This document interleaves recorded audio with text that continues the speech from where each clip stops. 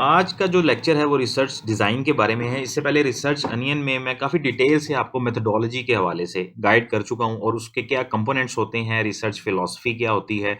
उसी में हमने डिज़ाइन की बात की थी कि डिज़ाइन बेसिकली एक एलिमेंट है ओवरऑल मेथोडोलॉजी का, जिसमें आप बहुत सारी चीज़ें अपनी रिसर्च से रिलेटेड क्लैरिफ़ाई करते हैं। आप जो आपकी मेथोडोलॉजिकल चॉइसेस होती हैं, वो सारी बताते हैं।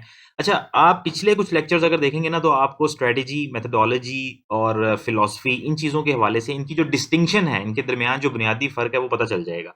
तो आज हमने डिज़ाइन के ऊपर रहना है, बहुत ही एसेंशियल एलिमेंट है आपके रिसर्च मेथोडोलॉजी वाले चैप्टर का और सारी चॉइसेस ऑलमोस्ट जो कि कोई भी सुपरवाइज़र या जो भी आपका एग्ज़ामिनर है वो देखता है इस चैप्टर में, वो रिसर्च डिज़ाइन को देख के उसे पता लग जाता है कि आप कितने क्लियर हैं अपनी रिसर्च को लेकर, उसके ऑब्जेक्टिव्स को लेकर और उसकी मेथोडोलॉजी को लेकर। तो रिसर्च डिज़ाइन के हवाले से सबसे पहले मैं आपको ये बता दूँ कि एक एक बिल्कुल आप जब मैपिंग करते हैं ना, कि आपने किस तरह से आपके रिसर्च ऑब्जेक्टिव्स क्या हैं, पर्पज़ क्या है, डाटा किस टाइप का आपको चाहिए होगा, आपका रिसर्च क्वेश्चन क्या है, आपका बेसिकली रिसर्च प्लान क्या है, इन्वेस्टिगेशन जो आपने करनी है, वो किस टॉपिक पे करनी है, किस तरह से करनी है और कौन से वो सोर्सेज़ हैं जहाँ से आपने डाटा कलेक्ट करना है, डाटा की नेचर क्या है, उसके बाद उस डाटा को एनालाइज़ आप किस तरह से करेंगे, ये सारी चीज़ें आप रिसर्च डिज़ाइन के अंदर बता रहे होते हैं और आमतौर पे थ्योरेटिकल फ्रेमवर्क भी जो आपका होता है वो रिसर्च डिज़ाइन से ही रिलेट करता है, जिसमें आप बताते हैं कि एक्जिस्टिंग जो लिटरेचर है उसमें क्या कनेक्शन है इन वेरिएबल्स का जिनको आप स्टडी करने वाले हैं, अभी तक क्या चीज़ें डिस्कवर की जा चुकी हैं और आगे आप क्या डिस्कवर करने का इरादा रखते हैं। तो इसके जो बहुत बुनियादी कंपोनेंट्स होते हैं ना, हमने बहुत ज़्यादा डिटेल में जाए बगैर इन कंपोनेंट्स को समझना है इस लेक्चर में। रिसर्च डिज़ाइन के कंपोनेंट्स में सबसे पहली चीज़ तो होती है कि पर्पस ऑफ स्टडी आपका क्या है। नॉर्मली लोग इंट्रोडक्शन वाले चैप्टर में ये चीज़ें कवर कर लेते हैं, लेकिन रिसर्च डिज़ाइन में भी अगर आप बताते हैं, तो ये एक अच्छा इम्पैक्ट जो है वो डालती है कि आप अपने रिसर्च के पर्पस को क्लियर कर दें। उसके बाद आप इन्वेस्टिगेशन जो करने जा रहे हैं, उसकी टाइप क्या है, रिसर्चर की इंटरफेरेंस किस तरह की होगी इस रिसर्च में और यूनिट ऑफ एनालिसिस क्या होगा, टाइम होराइजन क्या होगा, data collection methods, population sampling और डाटा एनालिसिस, ये मुख्तलिफ कंपोनेंट्स हैं रिसर्च डिज़ाइन के जिन पे हम एक-एक करके भी बात करेंगे। तो सबसे पहले मैंने पर्पस ऑफ स्टडी का कहा, तो जैसे मैंने आपको बताया कि आप इंट्रोडक्शन में भी इन चीज़ों को कवर कर सकते हैं। कभी भी जब भी आप स्टडी के पर्पस के ऊपर बात कर रहे हैं, तो आपने उसके अपनी रिसर्च के जो ऑब्जेक्टिव्स हैं, उनको क्लियर करना है और रिसर्च क्वेश्चन को आइडेंटिफाई करना है। आमतौर पे एक मिसकंसेप्शन ये है कि पहले आप कोई क्वेश्चन बनाते हैं, फिर ऑब्जेक्टिव्स बनते हैं। इस सीक्वेंस में पढ़े बगैर आप इस चीज़ को बिल्कुल इस तरह अंडरस्टैंड करें कि ऑब्जेक्टिव आपकी रिसर्च का या पर्पस आपकी रिसर्च का कुछ ना कुछ होगा, तो आपको समझ आएगी कि अच्छा, अब इस डोमेन के अंदर क्या क्वेश्चन है जिसको मैं एड्रेस करना चाह रहा हूँ। ठीक है? तो अपनी रिसर्च के ऑब्जेक्टिव्स को, वो जो to identify, to evaluate, to find out, इस तरह करके हम ऑब्जेक्टिव लिखते हैं ना, तो इसको एक ब्रॉडर स्पेक्ट्रम में आपने पहले अपने रिसर्च ऑब्जेक्टिव को आइडेंटिफाई करना है, अपनी रिसर्च के क्वेश्चन को आइडेंटिफाई करना है। उसके बाद आपने जस्टिफाई करना है कि ये चीज़ें क्यों ज़रूरी हैं। ये पर्पस का मैं आपको बता रहा हूँ कि पर्पस में क्या-क्या मेंशन करना ज़रूरी होता है। उसके बाद आप हाइपोथेसिस कोई क्रिएट करते हैं, एस्टैब्लिश करते हैं और वो पर्पस में मेंशन करते हैं।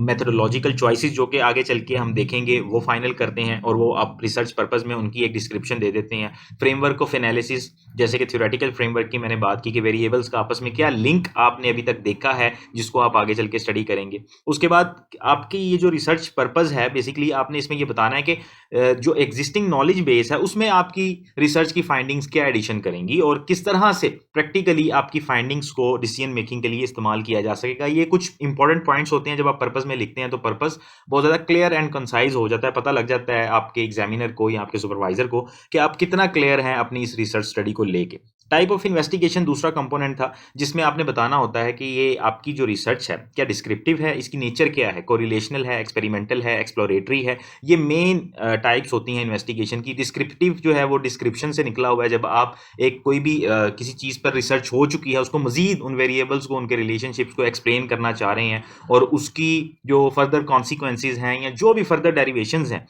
उस पे बात करना चाह रहे हैं, तो आप एक डिस्क्रिप्टिव रिसर्च कर रहे होते हैं। कोरिलेशनल रिसर्च जो होती है वो आमतौर पे दो वेरिएबल्स के दरमियान कोरिलेशन को आइडेंटिफाई करती है कि क्या इनका कोई रिलेशनशिप है या नहीं है। एक्सपेरिमेंटल रिसर्च, जिसे कॉजल रिसर्च भी हम कहते हैं, इसमें ये होता है कि आप बेसिकली कॉज एंड इफेक्ट को देखते हैं कि एक वेरिएबल को ज़्यादा करने से या कम करने से आपका जो डिपेंडेंट वेरिएबल है उस पे क्या किस किस्म का फ़र्क पड़ रहा है। लैब एक्सपेरिमेंट्स भी इसको कहा जाता है।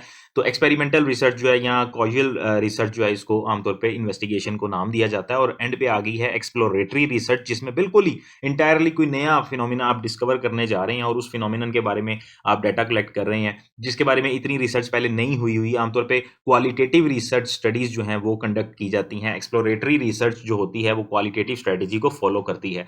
एक्सटेंट ऑफ रिसर्चर इंटरफेरेंस जो है, बहुत सारे लोग इससे वाकिफ नहीं होते कि इन चीज़ों को मेंशन करना है या नहीं करना, लेकिन रिसर्च डिज़ाइन में ये एक अच्छी अप्रोच होती है कि आप बताएं कि रिसर्चर जो है वो किस हद तक इस पूरी स्टडी सेटिंग को इम्पैक्ट कर रहा होगा। जैसे कोरिलेशनल स्टडीज जो हैं वो नेचुरल इन्वायरमेंट में होती हैं। मिसाल के तौर पर आप आइडेंटिफाई करना चाह रहे हैं कि फैक्टर्स इन्फ्लुएंसिंग ट्रेनिंग इफेक्टिवनेस, तो आप किसी चीज़ को छेड़े बगैर या तो ऑब्जर्वेशन करेंगे या क्वेश्चनएयर पे डाटा कलेक्ट करेंगे और आप बता देंगे बस कि जी ये काम हो रहा है। जबकि जो कॉजुअल स्टडीज होती हैं वो कंट्रोल्ड इन्वायरमेंट में होती हैं और रिसर्चर की इंटरफेरेंस उसमें मैक्सिमम होती है। जो कोरिलेशनल स्टडी होती है उसमें रिसर्चर की इंटरफेरेंस मिनिमल होती है, वो वेरिएबल्स को मैनिपुलेट नहीं कर रहा होता। लेकिन कॉजुअल स्टडी में या लैब एक्सपेरिमेंट्स में वो वेरिएबल्स को मैनिपुलेट कर रहा होता है। मिसाल के तौर पे एक चीज़ का इम्पैक्ट दूसरी पे देखना है तो आप उसको पहले वाली को कम करेंगे, दूसरी को देखेंगे कि उसमें क्या फ़र्क आया, फिर पहले वाली को अपने इंडिपेंडेंट वेरिएबल को ज़्यादा करेंगे। जैसे इसमें मिसाल दी हुई है कि effect of lighting on performance, तो आपने लाइटिंग को पहले थोड़ी सी लाइटिंग में परफॉर्मेंस को इवेल्युएट किया कि कैसी थी परफॉर्मेंस, उसके बाद लाइटिंग को बढ़ा दिया, तो अब आप परफॉर्मेंस को देखेंगे तो कोई ना कोई फ़र्क, ये कॉज एंड इफेक्ट भी आपको इसमें नज़र आ गया इस एग्जाम्पल में, और साथ ही साथ आपको ये भी पता लग गया कि इसमें रिसर्चर की इंटरफेरेंस मिनिमल नहीं है बल्कि वो वेरिएबल्स को मैनिपुलेट कर रहा है, उन्हें चेंज करके एक दूसरे को। ये लैब एक्सपेरिमेंट में अगर आप देखें तो आपको नजर आएगा कि केमिस्ट्री या बायोलॉजी के जो एक्सपेरिमेंट्स होते हैं उसमें एक एलिमेंट को पहले ज्यादा तादाद में फिर दूसरे को कम तादाद में, इस तरह करके जब मैनिपुलेशन होती है तो वो बेसिकली आपकी कॉजुअल स्टडी होती है और इसमें रिसर्चर की इंटरफेरेंस मैक्सिमम होती है। उसके बाद यूनिट ऑफ एनालिसिस आपने रिसर्च डिजाइन में मेंशन करना होता है। बड़ा सिंपल सा कॉन्सेप्ट है कि आपने जो डाटा कलेक्ट करना है उसका एग्रीगेशन बताना है कि डाटा बेसिकली आप किस तरह की पॉपुलेशन से कलेक्ट कर रहे हैं। क्या वो आप इंडिविजुअल से किसी से कलेक्ट कर रहे हैं, या कोई पेयर है दो लोगों का, मियाँ बीवी हैं उनसे कलेक्ट कर रहे हैं, या कोई ग्रुप है लोगों का, या ऑर्गेनाइजेशन है, या कल्चर्स हैं, या नेशनैलिटी है। क्या यूनिट ऑफ एनालिसिस है आपका? आप ऑर्गेनाइजेशंस पे रिसर्च कर रहे हैं, इंडिविजुअल्स पे कर रहे हैं, कपल्स पे कर रहे हैं, ये आपने उसमें मेंशन करना होता है। टाइम होराइजन बहुत सिंपल कॉन्सेप्ट है, अगेन जहां पर आपकी आ जाती है कॉजुअल स्टडीज, वहां पे लॉन्गिट्यूडनल स्टडीज आपको आमतौर पर टाइम होराइजन लॉन्गिट्यूडनल नजर आता है, जबकि क्रॉस सेक्शनल स्टडीज जो होती हैं वो सिंपल होती हैं। मतलब इसका क्या है कि क्रॉस सेक्शनल स्टडीज में आप किसी एक पॉइंट ऑफ टाइम पे डाटा कलेक्ट कर लेते हैं, बस वन टाइम डाटा कलेक्शन होती है और उसी की बेस पर आप बता देते हैं कि जी ये ऑब्जर्व किया हमने, ये रिजल्ट्स मिले हैं, दैट्स इट।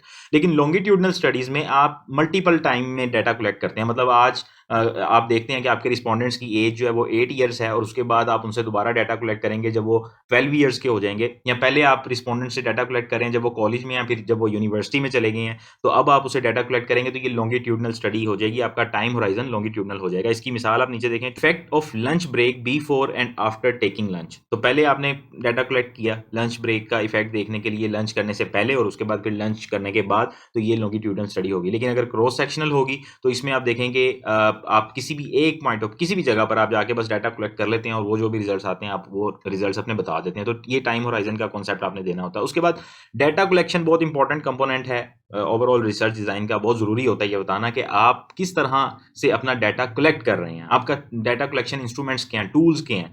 तो इसमें जो मेन टूल्स होते हैं सर्वे और क्वेश्चनेयर्स होते हैं। आमतौर पे क्वांटिटेटिव स्टडीज में आप एक सर्वे डिजाइन करते हैं या किसी का बनाया हुआ सर्वे या क्वेश्चनेयर यूज कर लेते हैं। उसके बाद क्वालिटेटिव स्टडीज में जिसमें आपने इन डेप्थ थोड़ा सा डाटा कलेक्ट करना होता है, उसमें आप इंटरव्यूज भी कर सकते हैं, ऑब्जर्वेशन भी होती हैं। ऑब्जर्वेशन में आप नॉर्मली लोगों को ऑब्जर्व करते हैं कंट्रोल्ड इन्वायरमेंट में या उन्हें बता के या बताए बगैर।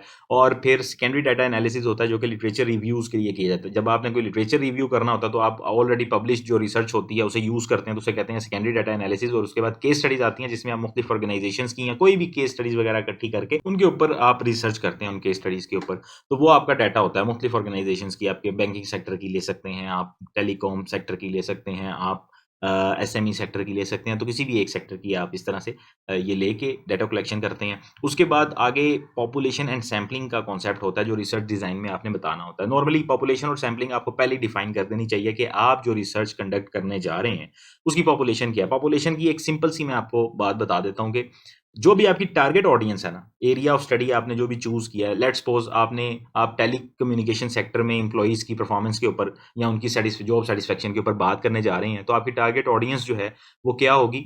जितने भी एम्प्लॉइज हैं जो टेली कम्युनिकेशन सेक्टर में काम कर रहे हैं वो आपकी पॉपुलेशन हो जाएगी। ठीक है जी। उसको आप मजीद प्रिसाइज भी कर सकते हैं। मैनेजेरियल पोस्ट के ऊपर जो लोग काम कर रहे हैं उनका डाटा कलेक्ट करना है, तो अब आपकी पॉपुलेशन क्या होगी कि टेलीकम्युनिकेशन सेक्टर में जो मैनेजेरियल पोजीशंस पे काम कर रहे हैं या फिर टेक्निकल पोजीशंस पे जो काम कर रहे हैं वो भी हो सकते हैं। तो पॉपुलेशन आपकी बेसिकली एक जो आपका एरिया ऑफ इंटरेस्ट है उसमें जो भी लोग आ रहे हैं, या फिर पॉपुलेशन आपकी, अगर हमारा यूनिट ऑफ एनालिसिस जो है वो ऑर्गेनाइजेशन है, तो ये भी हो सकता है कि हम बैंकिंग सेक्टर के ऊपर अपनी रिसर्च कर रहे हैं कि जी बैंकिंग सेक्टर में जो प्रोजेक्ट मैनेजमेंट की कौन-सी मेथोडोलॉजी यूज़ होती है। लेट्स सपोज़ ये हमारी रिसर्च का टाइटल है कि प्रोजेक्ट मैनेजमेंट की जो मेथोडोलॉजीज़ हैं, जैसे एजाइल है, स्क्रम है और वाटरफॉल है, तो वो उसमें कौन-सी मेथोडोलॉजी है जो बैंकिंग सेक्टर में यूज़ होती है। अब आप बैंकिंग सेक्टर के ऊपर रिसर्च करने लगे हैं, तो आपकी पॉपुलेशन जो है वो बैंकिंग सेक्टर हो जाएगी, ठीक है ना? बैंकिंग सेक्टर में जैसे मैंने पहले आपको बताया कि उसमें अगर आप एम्प्लॉइज़ पे आ जाएँगे, तो आपकी पॉपुलेशन जो है वो टारगेट ऑडियंस जो है वो एम्प्लॉइज़ हो जाए। अब यहाँ पे सैंपलिंग का क्या कॉन्सेप्ट है कि डेफ़िनेटली अगर आप बैंकिंग सेक्टर के या टेलीकम्युनिकेशन सेक्टर के एम्प्लॉइज़ पे बात कर रहे हैं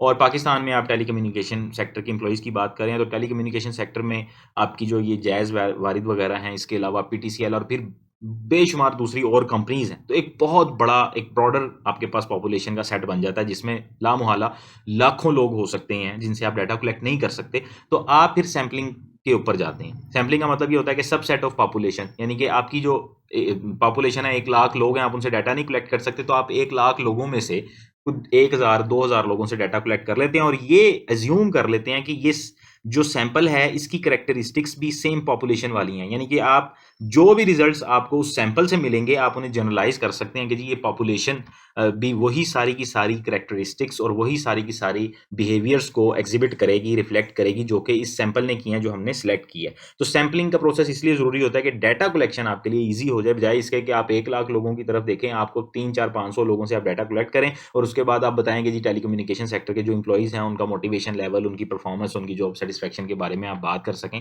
अपने हाइपोथेसिस को टेस्ट कर सकें, अपने ऑब्जेक्टिव्स को फुलफिल कर सकें। तो सैंपलिंग की इन चीज़ों की ना मुख्तलिफ टेक्निक्स होती हैं, जिन पे अलग-अलग लेक्चर्स मैं यहाँ पे अपलोड करूँगा। आप चैनल को सब्सक्राइब लाज़मी कर लीजिएगा और अगर इस हवाले से आपके कुछ क्वेश्चंस हों स्पेसिफिकली, तो आप वो भी पूछ सकते हैं। लेकिन इस वक़्त हम उन टेक्निक्स के ऊपर बात नहीं करेंगे, क्योंकि अगर हम उन टेक्निक के ऊपर जाएँगे, तो फिर वो जैसे यहाँ पे ये मेंशन है कि सैंपलिंग की कुछ प्रोबेबिलिटी और नॉन प्रोबेबिलिटी में इनको डिवाइड किया जाता है। अब प्रोबेबिलिटी में आगे फर्दर कुछ सैंपलिंग की टेक्निक्स होती हैं, इसी तरह नॉन प्रोबेबिलिटी में फर्दर कुछ टेक्निक्स होती हैं। तो फिलहाल हम सिर्फ सैंपलिंग के कॉन्सेप्ट को समझ लेते हैं। अगले लेक्चर में हम देखेंगे कि इसकी टाइप्स वगैरह क्या होती हैं।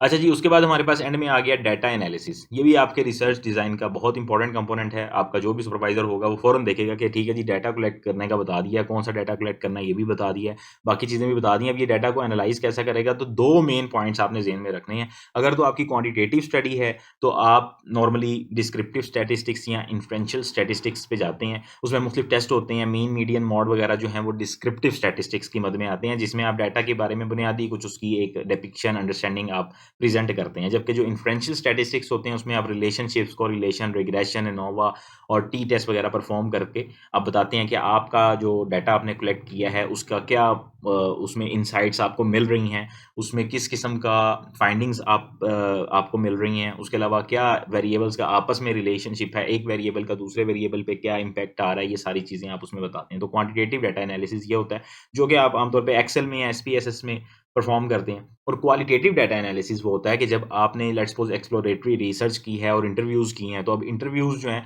बेसिकली नॉन न्यूमेरिक डाटा, जैसे उसमें क्वांटिटेटिव डाटा है वो ऑब्जेक्टिव डाटा है, ऑब्जेक्टिव डाटा को आप किसी और तरह से इवैल्यूएट करेंगे, एनालाइज़ करेंगे, जबकि क्वालिटेटिव डाटा जो आपका होगा डेफिनिटली वो नॉन न्यूमेरिकल फॉर्म में होगा। वो आपका पिक्चर्स हो सकती हैं, वीडियोज़ हो सकती हैं, इंटरव्यूज़ हो सकते हैं, वो ट्रांसक्रिप्शंस हो सकती हैं, वो कुछ ऐसा रिटन डाटा सेट हो सकता है जिसको आप फिट नहीं कर सकते एसपीएसएस के अंदर कहीं पर। तो उस डाटा को जब आप इवैल्यूएट करते हैं, तो उसके लिए क्वालिटेटिव डाटा एनालिसिस की कुछ टेक्निक्स होती हैं, जिसमें 4 टेक्निक्स यहाँ पे लिखी हैं। पहली टेक्निक इसमें कंटेंट एनालिसिस है, जिसमें आप कंटेंट को, नरेशन को बेसिकली आप जो उसका एक डिस्क्रिप्शन है, जितना भी कंटेंट आपके पास है, टेक्सचुरल एनालिसिस उसको आप ईज़ी टर्म्स में कह सकते हैं कि आप उस कंटेंट को एनालाइज़ करते हैं। उसके बाद थीमेटिक एनालिसिस आता है। थीमेटिक एनालिसिस के ऊपर भी एक वीडियो इसी चैनल पर मैंने अपलोड की है, बड़ी डिटेल के साथ उसमें बताया हुआ है। बहुत कॉमन टाइप है। क्वालिटेटिव स्टडी जब भी आप कंडक्ट करते हैं, इंटरव्यूज़ जब भी आप करते हैं, आप थीमेटिक एनालिसिस के थ्रू करते हैं। बेसिकली आपका जो थीमेटिक एनालिसिस होता है, ये आपके डाटा सेट में मुख्तलिफ थीम्स को आइडेंटिफ़ाई करता है कि जी, इस डाटा के अंदर मोटी-मोटी बातें कौन-सी हैं और उन मोटी-मोटी बातों को बाद में आप रिसर्च क्वेश्चन का आंसर बना के, क्योंकि डेफ़िनिटली रिसर्च क्वेश्चन की बेस पर ही आपने वो सारा डाटा कलेक्ट किया होता है, तो ये जितने भी थीम्स होते हैं, ये आपके रिसर्च क्वेश्चन को आंसर कर रहे होते हैं और ऑब्जेक्टिव्स को फुलफ़िल कर रहे होते हैं। उसके बाद ग्राउंडेड थ्योरी होती है, जिसमें आप अगेन वही थीमेटिक एनालिसिस वाला ही काम कर रहे होते हैं, क्योंकि क्वालिटेटिव डाटा ही होता है, लेकिन आप कंपैरेटिव एनालिसिस करते हैं और एक्जिस्टिंग थ्योरीज को इस्तेमाल करते हुए आप उनको एक तरह से एक्सटेंड कर रहे होते हैं, उनकी अंडरस्टैंडिंग को, और कुछ मीनिंग्स ड्रॉ कर रहे होते हैं अपने एग्जिस्टिंग डाटा सेट से। उसके बाद ये जो इंटरप्रिटेटिव फिनोमेनोलॉजिकल एनालिसिस है, ये इसे आईपीए भी आप कहते हैं, और ये भी एक तरह से एक टाइप ही है थीमेटिक एनालिसिस की, जिसमें नॉर्मली जो फिनोमिनोलॉजी होती है, वो बेसिकली लोगों के लाइव्ड एक्सपीरियंसेस के ऊपर आप जब रिसर्च करते हैं, तो वो वहाँ पर आप इस तरह से डाटा एनालिसिस करते हैं। और अगेन वही उसी तरह थीम्स को आप आइडेंटिफाई करते हैं, लोगों के जो पर्सनल एक्सपीरियंसेस होते हैं, उन्होंने किस तरह से उन एक्सपीरियंसेस को एक्सप्लेन किया है, उनकी अंडरस्टैंडिंग क्या है, आप एक उसकी इंटरप्रिटेशन प्रोवाइड करते हैं। तो क्वालिटेटिव डाटा एनालिसिस में ही ये आईपीए भी आता है, और इस तरह से आप इसको यूज़ करते हैं अपनी रिसर्च को उसके ऑब्जेक्टिव्स को फुलफिल करने के लिए। इस हवाले से जो मज़ीद इसकी एक्सप्लेनेशन है, वो अगली वीडियो में मैं आपको प्रोवाइड करूँगा। चैनल को सब्सक्राइब करना मत भूलिएगा, और अपने क्वेश्चंस भी कमेंट सेक्शन में लाज़मी पूछिएगा।